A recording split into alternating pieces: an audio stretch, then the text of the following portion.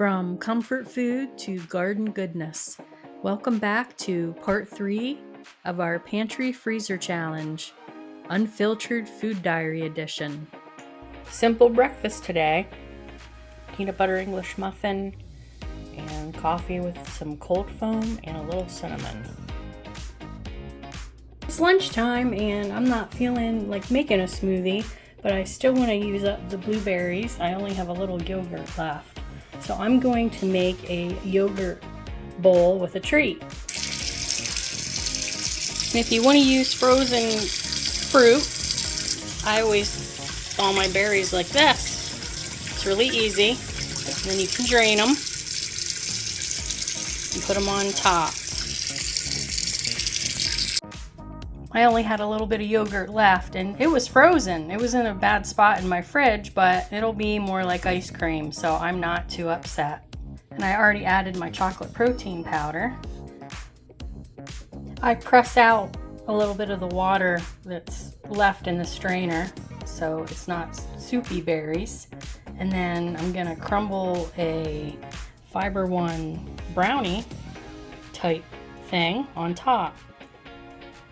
If you really wanted to make this into a dessert, you could add whipped cream or chocolate sauce of some sort, like a chocolate syrup.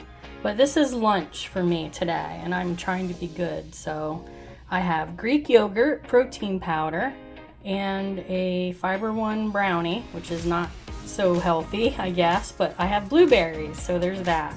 I had a plan for supper tonight, but then I noticed and I decided, let's make something that will go with those. So we're gonna have sun-dried tomato and basil chicken tenders and some pasta. And I'm gonna make a sauce with the olive oil, garlic, herbs, and tomatoes. Sauteing my chicken tenders. If you don't have pre-marinated chicken tenders, you can always marinate your own using your own favorite marinade, or you could just use a bottle of your favorite Italian dressing. And I noticed that little membrane in these, so instead of fighting with them while they were slippery and raw, I'm going to cook them up and remove that membrane and cut the pieces into more manageable bites.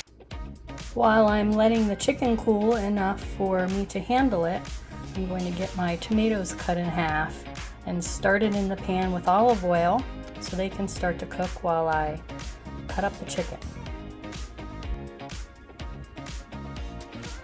Now we have the tomatoes in the pan with some olive oil. I'm going to start my water for my pasta and get the chicken cut up. If anyone wasn't sure what I was talking about when I was saying about the chicken tendon, this right here, and I'm pulling the chicken apart with my fingers, so it'll just pull right out, and you can get rid of any other ick that just doesn't look right, it is gristly. So if you were ever wondering when you bit into a nice chicken breast tender why it was all gristly, that's why, that tendon in there, it wasn't removed. Well, my tomatoes are starting to sizzle, and as they cook, I'm going to push them down with the back of the spoon. And I'm going to get my herbs cut up, and something ate my basil. So I'm going to be using fresh garden parsley, Greek oregano, and some dried basil. You have to beware of those garden critters.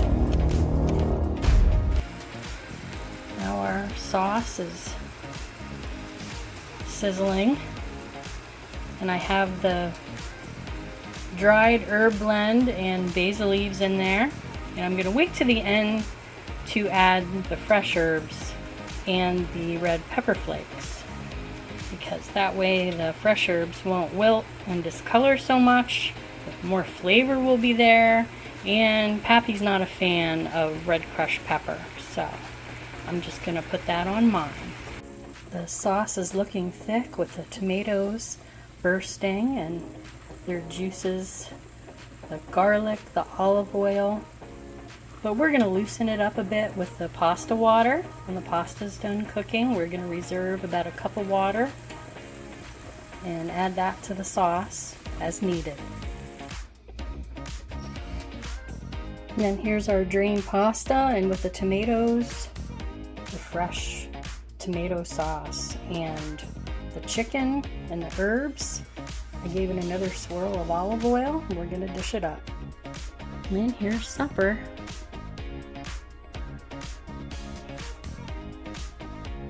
And Pappy's making a cooked breakfast today for me and Pappy because of different plans later. Here's breakfast this morning. Turkey, bacon, egg and cheese, English muffins.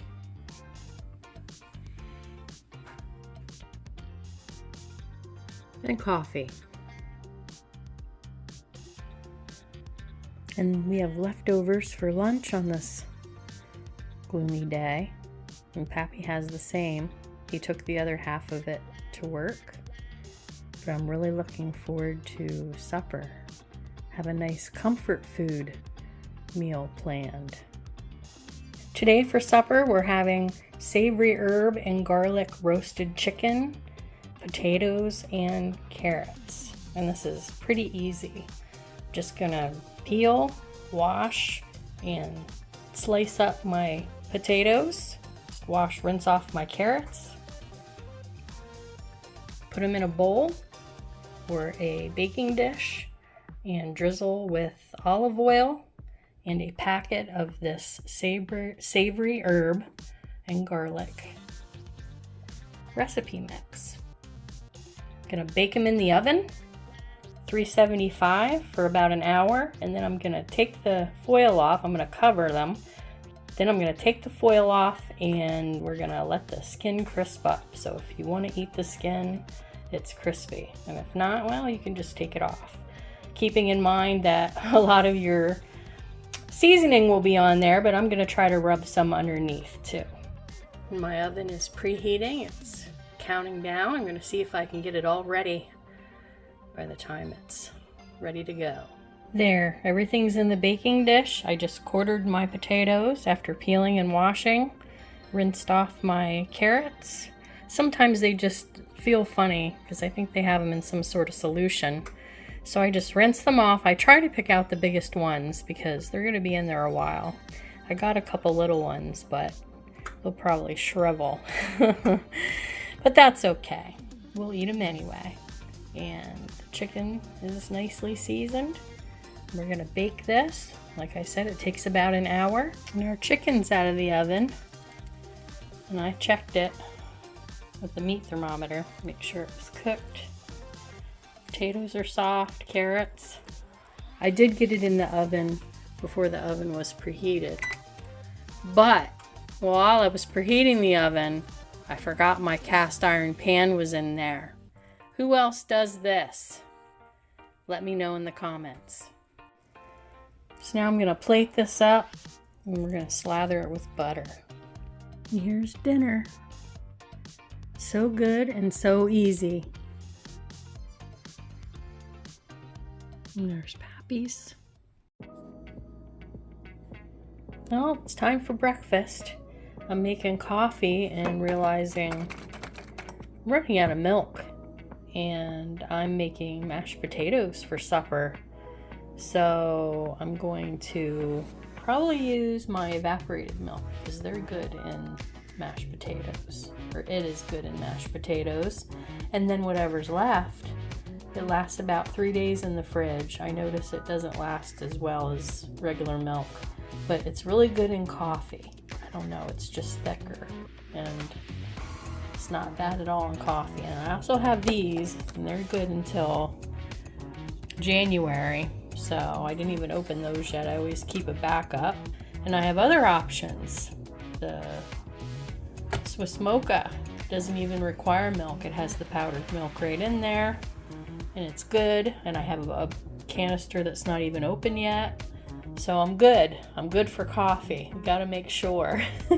I don't really need it, but it's nice to have in the morning. And then I've got 2 slices of turkey bacon left and lots of eggs because we had gotten this in our little mini haul.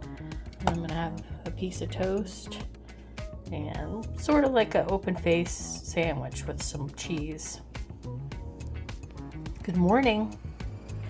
Oh, and Pappy took the rest of his milk too with him this morning, so he must be going to have a Pop-Tart or something for breakfast. And here's breakfast done. Today for supper, I'm making Salisbury steak. I found this hamburger in the freezer, and we have onion soup mix, brown gravy mix, breadcrumbs, garlic powder, onion powder, ketchup, mustard, and Worcestershire sauce. We're gonna serve it over mashed potatoes. It's gonna be good for a gloomy day like today. And I'm gonna get started on my mashed potatoes, and I mentioned at breakfast that I'm running low on milk, so we're gonna use some evaporated milk, and they're gonna be delicious. The taters are on to boil, and we'll get started on our Salisbury steaks. In our bowl, we have our pounded ground beef, a 1/3 cup of breadcrumbs. I have Italian style panko. I don't think it'll make that much difference for that little bit of breadcrumbs, the seasonings that are in there. And a tablespoon of ketchup, a teaspoon of mustard, 2 teaspoons of Worcestershire sauce, a teaspoon of garlic powder, and a teaspoon of onion powder. And I'm gonna mix this with my hands. Took my rings off, and I'm gonna get it in gear here because Pappy's gonna be home soon and I'm running behind. And then we'll get them in the pan and get our gravy mixed up. We have our Salisbury steaks browning nicely, and they're supposed to be done with no pink when you pour in the gravy mixture. And our taters are getting done. I have to pick out a vegetable yet. I have to go see what looks pitiful and use it up. I have my gravy stirred up. I used a 1/2 packet of the onion soup mix. So there's only 4 patties. It just seemed like too much. And a packet of brown gravy mix, and I used the reduced sodium because it's just a lot of salty stuff. A teaspoon of Worcestershire and a teaspoon of ketchup. And I put about, let's see, a cup and a 1/3 of water. If it gets too thick, we can add a little more. Or we can add cornstarch slurry, a little water and cornstarch if it's too thin. I think I'm going to drain a little of the grease. That's just too much. So I'll take some paper towels and tongs and sop some of that up. And that's what we're looking like here after the grease is all gone. A little more will come out. They're not quite done. And then we'll add in our gravy mixture. Our gravy's getting nice and thick, and our Salisbury steaks are almost done. I'm ready to mash potatoes. I decided on some California style vegetable mix that I had to beat with my fist because it's so clumped together in the freezer. The veggies are in the microwave. I'm going to add a little of my canned milk to my potatoes. I'm going to mash them with a hand masher. How do you like to mash your potatoes? Do you like to do it with beaters or a hand masher? We like ours a little chunky, so I always use the hand masher. Our taters are mashed, and I put the rest of the milk here for me to use in my coffee the next few days. Our veg is all done and seasoned with butter and the garlic salt grinder, and we're ready to eat. And here's our Salisbury steak, mashed potatoes, gravy, and Cali veg. And we have Pappy's, and he's just raring to dig in.